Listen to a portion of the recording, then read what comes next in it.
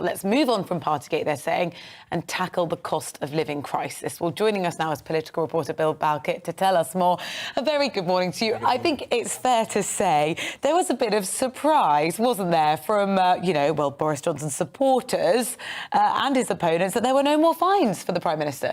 No more fines, because of all the 12 parties that were under investigation under the Metropolitan Police, known as Operation Hillman, the Prime Minister was at least in attendance in 6 of them, but he only got fined for 1. So actually one of the questions that was raised when the Metropolitan Police concluded their probe is why has the Prime Minister only received 1 fine when he's performed similar acts, for instance, at Lee Kane's leaving do, compared to him being ambushed with a cake.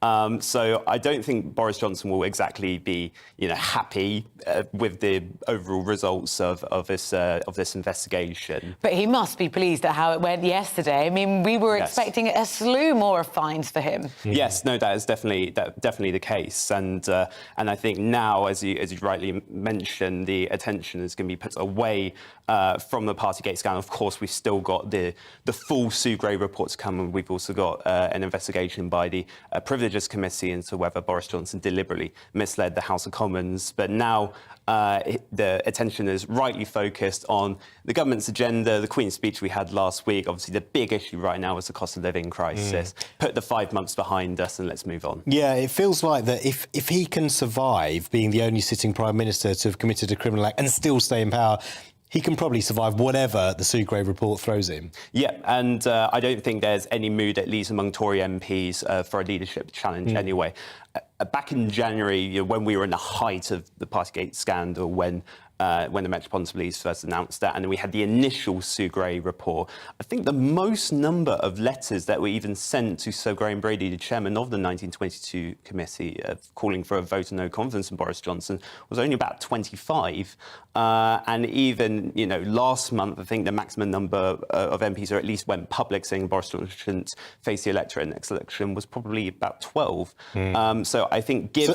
So at the most, it was only over half the number that are needed? Yes, because you need 54 letters to trigger a leadership contest. And then you need a majority of Tory MPs. There's currently, I think, 359 Tory MPs for them to oust Boris Johnson and to spark a leadership challenge. It seems they now do genuinely have an opportunity, if they wanted to, and if they could choreograph it right, to really move on from Partygate and tackle the cost of living crisis head on. The Labour Party are accusing them of delay, dither, not introducing a windfall tax. Do you think the Conservatives can sort of capitalise on this moment and engineer real change for households? Yeah, I think that is definitely of note. I think the windfall tax is a particular sticking point, because even though you saw this week you had the opposition vote from the Labour Party into a windfall tax, and it was defeated resoundingly in the House of Commons. There are several cabinet ministers who support the idea of a windfall tax, and you've had big businesses and also some oil giants themselves, including the former boss of BP, saying that actually a windfall tax won't have any impact on our profits and our investments. And although it might only raise something like £150 per household, it does seem like it's a measure that could be seen to assist households. And there are other measures being touted. I think there was a cut of council tax might be seen in the equation, also reintroducing the £20 uplift in universal credit as well. So the government, while they'd be happy to put Partygate behind them, cost of living crisis is, really hindering the party, especially now there's new polling which suggests that the Labour Party are more trustworthy when it comes to solving the cost of living crisis than the Tories are. Yeah, because, inflation is obviously a big problem, but that is going to feed into a recession at some point, and the Conservatives are traditionally strong on the economy. If that, even though there are global forces in play here, they're not seen to be doing everything they can. Politically, it can get very dangerous for them. Yeah, and the line that ministers have often taken during this crisis is that, like you say, there's mitigating forces that we just can't control: the coronavirus pandemic, what's happening with coronavirus over in China, the war in Ukraine, and that actually we must rely on creation of jobs in order to grow the economy and build back better. from the last 2 years. But they can't simply rely on that, given the fact that inflation is as high as it is and interest rates are as high as, and families are clearly struggling at this moment of time. The aim will be to build back better. Well, they'll get a sort of litmus test of the public appetite in the next month. 2 by-elections coming up. How do you think the Conservatives will fare? I think, especially because by-elections can often be heightened up a lot because parties are able to put all their resources into these seats. So probably, we've been seeing that the Labour Party in seats maybe like Wakefield might allow the Liberal Democrats to just have a free rein and really go, head to head against the Tories and cause another shock upset like they did in North Shropshire or in Cheshire and Amersham. But again, I think as we saw in the doorstep on the local elections, having spoken to several canvassers, is that the cost of living crisis was the issue that constantly came on the doorstep, and also Boris Johnson to an extent as well.